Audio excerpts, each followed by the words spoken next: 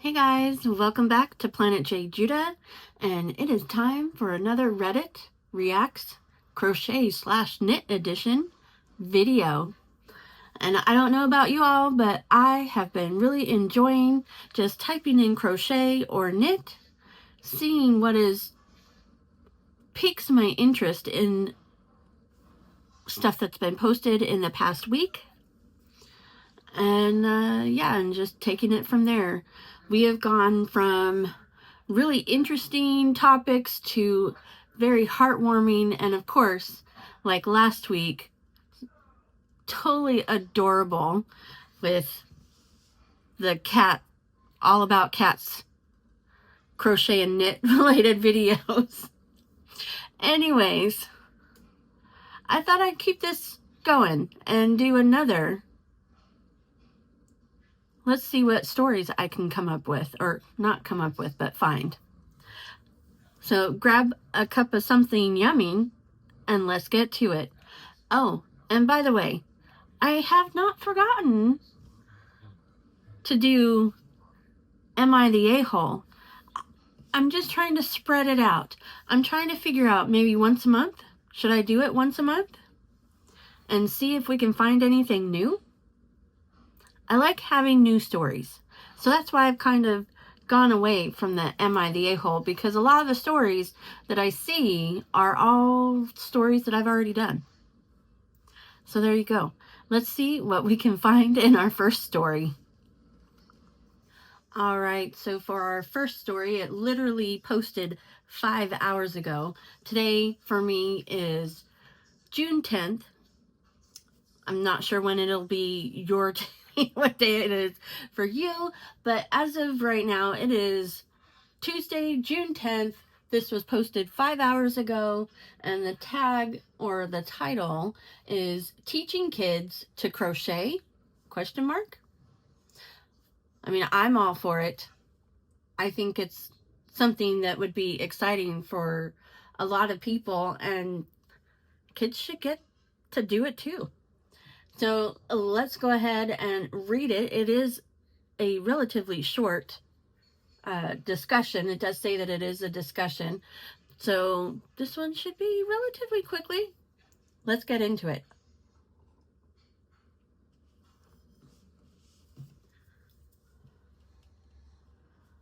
All right, to make a long story short, my neurodivergent 8-year-old is having a hard time adjusting to not having a school structure now that school is out.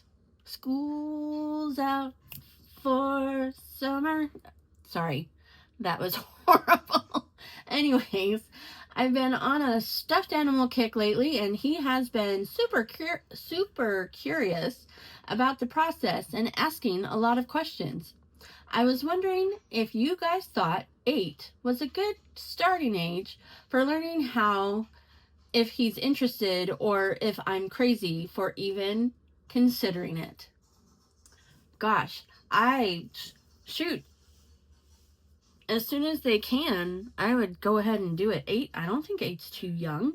I think 8's probably a pretty good age, considering, as long as it holds their interest and they are enjoying the process. But yeah, I think 8's a perfect age, actually. Let's see what Reddit had to say. So the first comment is, my grandmother taught me to crochet when I was 8 years old. Big hook, big yarn. Makes sense. Makes it easier for them to hold on to. Much later, I was trying to teach my 8-year-old niece to crochet, but she was frustrated and gave it up. My 5-year-old niece asked me to teach her, and I told her she was too young. She said, I want to learn. So I taught her, and within minutes, she was happily crocheting long ropes. Not stuffed animals, though. She is now 18 and crocheting well-fitted sweaters and socks. Wow. So that's 5. That is so cool. All right, so the original poster commented and said, "That is so cute. Good for her. I don't have the attention span for sweaters. I have like 5 portions of 5 different ones." That's funny. So, I mean, I guess it just depends on the child, obviously, whether if they are interested and choose to pick it up or not. But 8 is a good age. 5 is just exceptional. There we go. Let's see what anybody else has to say. It's worth letting him try. My daughter wanted to start when she was around 7. She's 10 now. She did and does not have the attention span for it. And "not" was italicized. I will add she kept getting frustrated and wanting to give up because tension and coordination are not strong suits for her, for young kids. We decided she would try Tunisian crochet, as keeping tension is a bit easier, and she has enjoyed that so much more than standard crochet. She still hasn't finished a project, but she does keep going back to it. Have me re-show her how to do it. Gets about 6 rows done, then puts it away for a month. And OP says, my son definitely inherited my attention span, which is not great. I'm having a hard time keeping him occupied and contained while my 3-year-old naps because it's so dang hot in our area during the summer. I was just curious if anyone thought this was possible. I say yes. It just depends on the kid and how well they pick it up. And even if you don't have them crochet per se, maybe do loom knitting, or I was going to suggest what is it called when you I did one, but punch needling, but that might be a little too sharp for small hands, so I don't know. But yarn crafting in general would be awesome. Let's see. It's likely that he lacks the patience to get through a whole project at 8. Several people attempted to teach me to knit at that age, and I had a collection of 4-inch, barely started scarves that never left the needles. But I don't think it would hurt to try a small project if he's interested in. And OP says, it took me a few times over the years to get it too. I'm definitely not expecting miracles by any means. Let's see.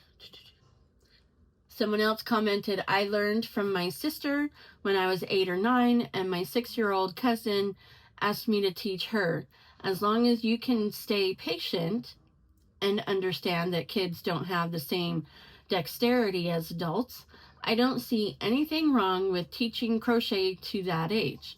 I fell in love with it and continue to do it more than a decade later. I've even gone on to teach many friends / family members myself. And OP responded to that with, awesome. Thank you for your input. I too have definitely dexterity issues. Apparently I have reading issues, which we all know this. Anyways, I too have dexterity issues, so I'm wondering if maybe that will help because we're at a similar skill level hand-wise. LOL.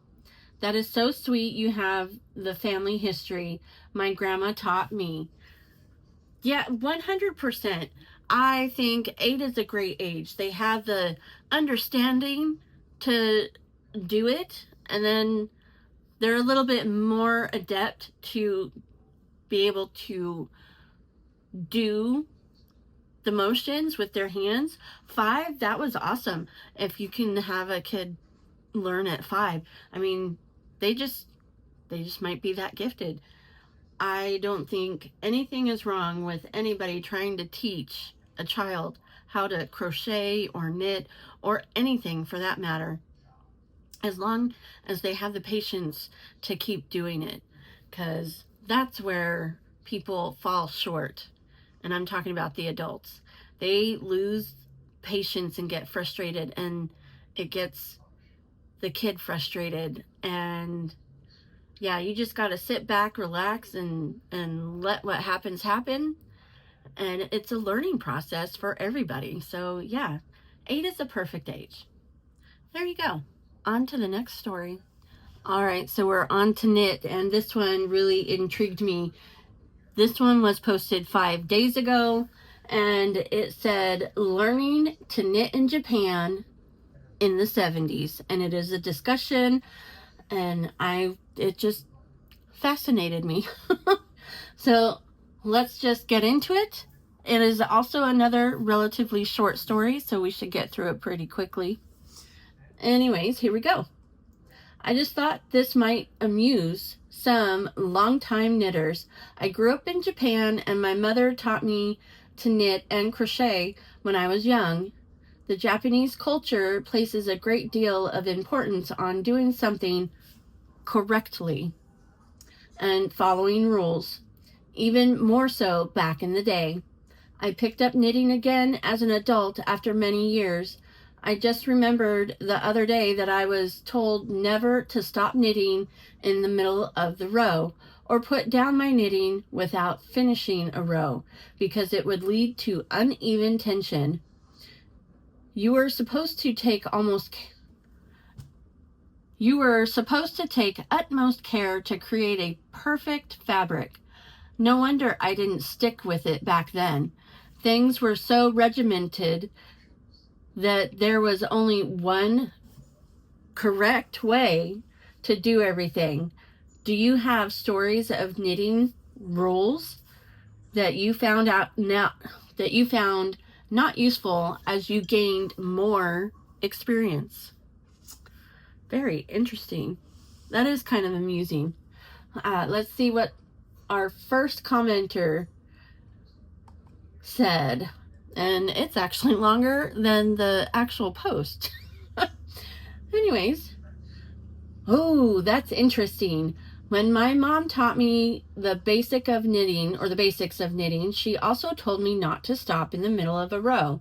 At least not until I was more at ease with knitting, but not because of tension. It was to avoid resuming working in the wrong direction and creating an accidental short row. And in parentheses, it says, it was also because she only knew how to cast on, knit, purl, cast off, and was not in any position to help me fix any kind of mistake. Oh my goodness. And they go on, there was one big myth in France, though, in the 50s and 60s when knitting was taught at school. The knitting technique taught was either ever, I'm assuming it's never, was either lever knitting or parlor knitting. Okay, I guess lever knitting or parlor knitting. Both of those keep the right needle still, in parentheses, either by blocking it under the arm or in a belt, or by holding it from underneath like a pencil, end of parentheses, which leaves the right fingers free to tension the yarn and use flicking. Enter the myth of the moment. It was considered very bad form to let go of the yarn in between each stitch, in parentheses, what is called English throwing, in parentheses, and was said that only people who didn't know how to knit properly did that, which obviously rubbish. Oh my goodness. Let's see. My grandma knitted with the left needle held under her arm too. So this is a comment that goes with the comment I just read. That's how she taught me as a small child. So no circular needles or DPNs for her ever. I relearned how to knit as an adult, and she's very impressed by the fact I knit continental without having to hold the needle under my arm. She learned from her own grandmother and never was able to knit any other way. So now I knit her socks. Very cool. Okay, let's see. Anybody else? Someone said, my grandma forced me to learn English knitting mirrored because I'm left-handed. Honestly, she made such a big stink about me being left-handed and how horrible it was and how I was always going to suck at knitting because of it, that I just hated it and stopped. She was also just super strict, and any drop stitch was way too big of a deal. I now knit continental, and all the hullabaloo about reversing patterns, etc. isn't an issue for me. I taught myself and just took my time, and now I'm probably more advanced than her in a lot of ways. Sorry, Grandma, still left-handed.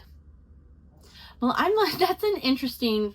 I'm left-handed also, so I'm curious, is it going to be hard for me to learn how to knit, and should I learn continental? Interesting. Let's see, someone commented on underneath that. Fellow lefty here, and this is why crochet never stuck. Way too many righties getting frustrated over teaching me and telling me to just mirror them. Interesting. I taught myself. My grandma taught me the basics. She was also left-handed. And as you may know or may not know, but you'll know now, I re-taught myself how to crochet by watching YouTube videos. So I guess I was already mirroring people. I don't know. Someone underneath that one said, I had almost the opposite experience. My grandma was trying to teach me crochet, but she is left-handed, and I did not do well with trying to learn it mirrored. So I ended up learning to knit instead. Interesting. Okay. That is really interesting. Let me know, are there any other fellow lefties out there, and do you find knitting easier to crocheting, or vice versa? And if so, why? Leave me a comment in the comments below. There we go. All right, now we're on to something cute, and it's going to be summery because, you know, we're in the summer. All right, so I found this gorgeous... I looked up cute, but I found something gorgeous instead.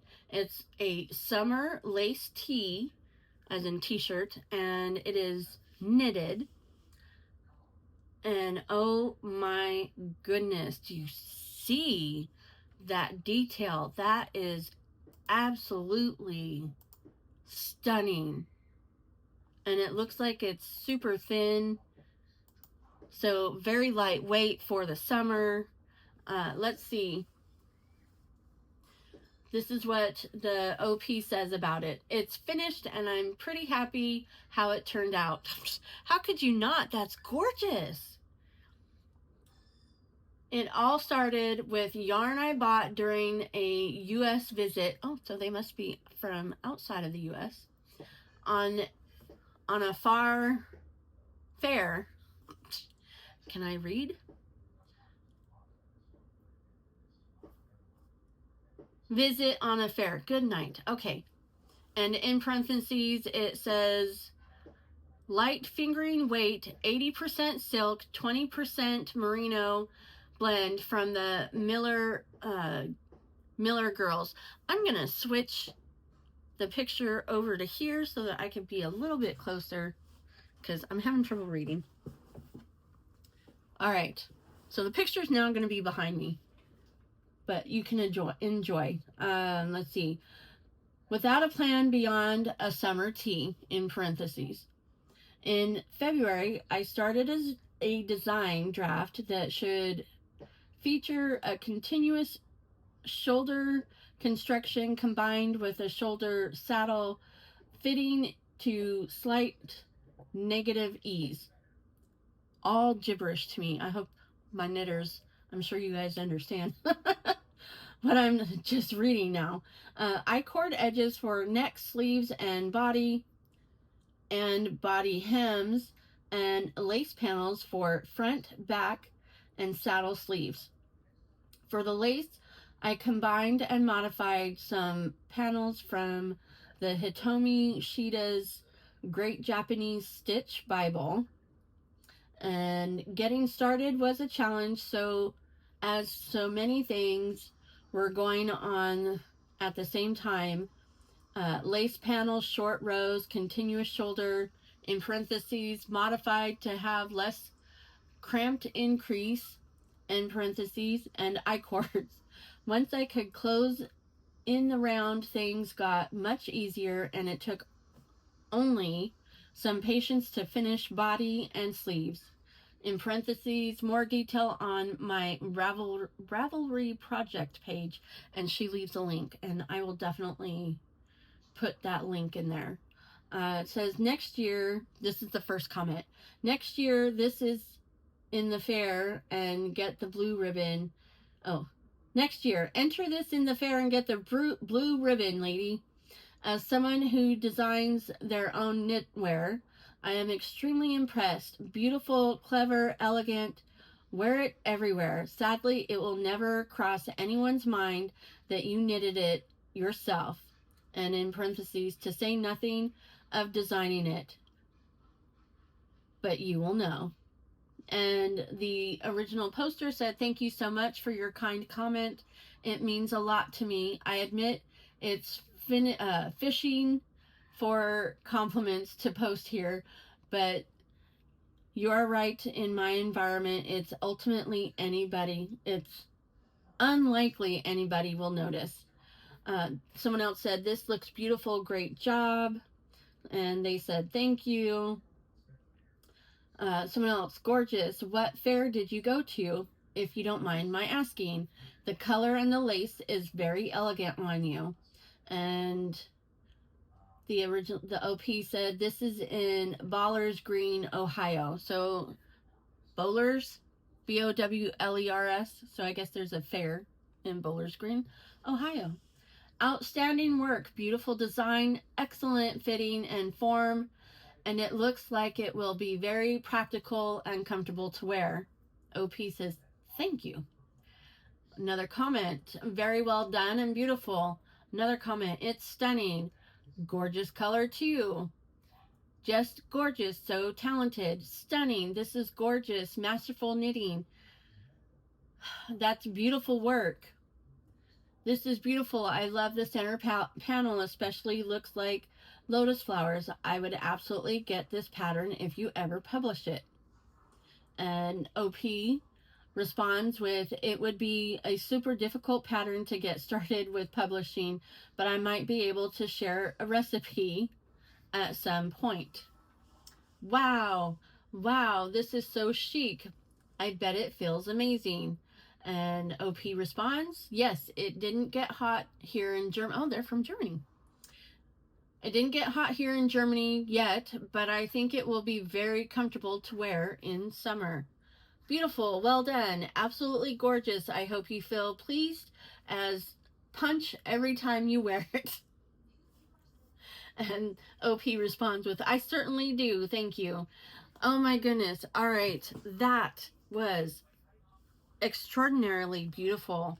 I can't get over the detail in it. It's just stunning. And what did she say the weight was? Light fingering weight. Oh my gosh, I don't even know if I could play with that.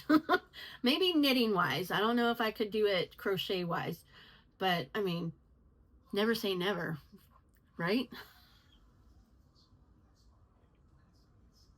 That was just gorgeous. I would love to have something like that, even with the body that I'm in.